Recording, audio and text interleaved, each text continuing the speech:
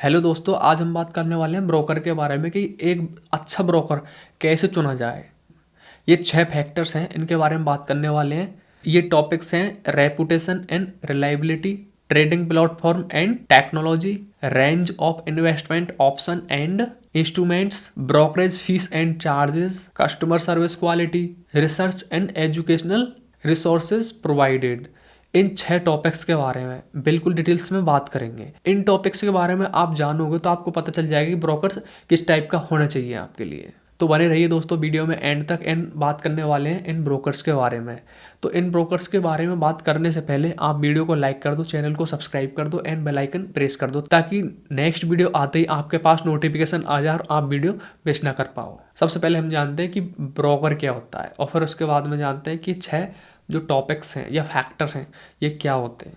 Broker एक individual या firm intermediator होता है। किसके बीच? बायर्स एंड सेलर्स के बीच। जो स्टॉक्स की बाइंग या सेलिंग होती है उनके बीच में जो आदान प्रदान करने वाला होता है वो होता है ब्रोकर। जैसे कि मैं कोई स्टॉक बेचने वाला हूँ, तो जो मैं स्टॉक बेचूंगा, जिस इंसान को मैं बेचने वाला हूँ, तो वो काम बीच में कौन करेगा? ब्रोकर करेगा। जैसे मुझे शेयर बेचना है किसी को, तो वो ब्रोकर अपने आप उसको सेल कर देगा। ये काम होता है ब्रोकर का, जिसकी कुछ फीस होती है, वो जो कुछ कमीशन कमाते हैं बीच में, जिसके अंदर ब्रोकर क्या करता है, हमें एक स्मूथ एंड एफिशिएंट ट्रांजैक्शन देता है शेयर मार्केट के अंदर। ब्रोकर क्या करता है, जैसे कि मुझे एसबीआई के शेयर परचेज करना है, मुझे एक एसबीआई का शेयर चाहिए, तो अब मैं किससे पूछूंगा कौन बेच रहा है शेयर? ये ब्रोकर जो भी एसबीआई का शेयर बेच रहा होगा, उस बंदे के शेयर को वो खरीद के वो मुझे देगा और वो शेयर मेरे डीमेट अकाउंट में आ जाएगा और उसके डीमेट अकाउंट से सेल हो जाएगा। तो ये जो बीच का प्रोसेस है कंप्लीट, ये पूरा प्रोसेस ब्रोकर करता है। और जो ब्रोकर होता है वो सेबी से रेगुलेटेड होता है, या फिर सेबी से रेगुलेटेड होना चाहिए। उसी ब्रोकर के यहाँ अपने को डीमेट अकाउंट खुलाना चाहिए जो सेबी से रजिस्टर्ड है। सेबी से रजिस्टर्ड नहीं है उसमें मत खुलाना। अब ये सेबी कौन होता है? सेबी होता है security exchange board of India. ये गवर्नमेंट की एक संस्था होती है जो इस फाइनेंशियल सिस्टम को रेगुलेट करती है पूरी इंडिया के अंदर। तो चलिए अब बात कर लेते हैं फर्स्ट पॉइंट के बारे में, जो है रेपुटेशन एंड रिलायबिलिटी। तो रेपुटेशन एंड रिलायबिलिटी के अंदर बात करते हैं, कहने का मतलब जो ब्रोकर होता है वो सेबी रजिस्टर्ड होना चाहिए। एंड जो ब्रोकर है उसको मार्केट के अंदर आए कितने दिन हुए, कितने साल हो गए उसको। ऐसा नहीं है अभी 2-3 महीने पहले या 1 साल पहले ही आया है, जिसका कोई ट्रस्ट नहीं है, क्लाइंट बहुत कम है, तो आप उसमें डीमेट अकाउंट खुला लो, क्या पता वो आपके साथ फ्रॉड कर दे। इसलिए उसका बैकग्राउंड भी चेक करना जरूरी होता है। एंड उस ब्रोकर का रिकॉर्ड भी चेक करना चाहिए कि वो उसका रिकॉर्ड अच्छा है या नहीं है, उसका बैकग्राउंड रिपोर्ट सही है या नहीं है। एंड वो चीज़ भी चेक करनी पड़ती है कि ये ट्रस्टवर्दी है या नहीं, ट्रस्ट करने लायक है या नहीं। तो ये बात होती है रेपुटेशन एंड रिलायबिलिटी की। सेकंड नंबर पर बात करते हैं ट्रेडिंग प्लेटफॉर्म एंड टेक्नोलॉजी। जिस ब्रोकर के अंदर हम इन्वेस्टमेंट कर रहे हैं, ट्रेडिंग कर रहे हैं, वो हमें चार्ट प्रोवाइड करा रहा है नहीं करा रहा, क्योंकि बिना चार्ट के हम ट्रेडिंग कैसे करेंगे। अगर वो चार्ट प्रोवाइड करा रहा है तो ऐसा तो नहीं है कि लोकल टाइप का हो जिसमें आपको मज़ा ना आए चार्ट चलाने में। जैसे कि ट्रेडिंग व्यू है, ट्रेडिंग व्यू टाइप का है या नहीं है, या ऐसा तो नहीं है उसके अंदर लैग है, बग है और वो आपको चलाने में बिल्कुल हार्ड फील हो रहा है, स्मूथ नहीं चल रहा हो। एंड उसके अंदर सारे फीचर्स अवेलेबल हैं या नहीं, या फिर ये चीज़ तो नहीं उसके अंदर लिमिटेड फीचर हो जिसकी आपको ज़रूरत पड़े, जिस फीचर की वो फीचर ही नहीं है उसके अंदर, फिर क्या मतलब है उसका? फिर इरिटेट फील होता है उसको देख के। और ब्रोकर की जो एप्लीकेशन या साइट है वो यूज़र फ्रेंडली है या नहीं है, वो चीज़ भी चेक करनी पड़ती है। अब बात करते हैं थर्ड पॉइंट के बारे में, जो है range of investment option and instruments.